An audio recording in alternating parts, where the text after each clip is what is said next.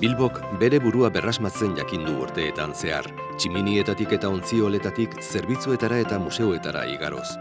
Tradizioa eta modernotasuna uztartzen dituen etorkizuneko ikuspegiarekin, mundu mailako ekitaldiak eta ikuskizunak erakartzeko gai izan da. Mundura konektatuta eta etengabe evoluzionatzen ari den hiria.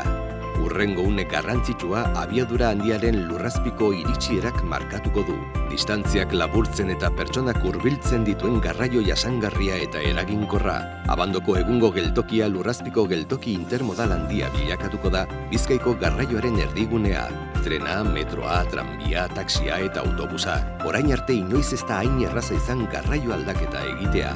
Horri esker 500 aparkaleku baino gehiago sortuko dira eta 120.000 metro kuadro inguru libre geratuko dira hirirako, 4 Guggenheim edo 2 Iberdrola dorreren baliokidea. Horrez gain, auzo eta herritarren arteko oztopo historikoa desagertuko da.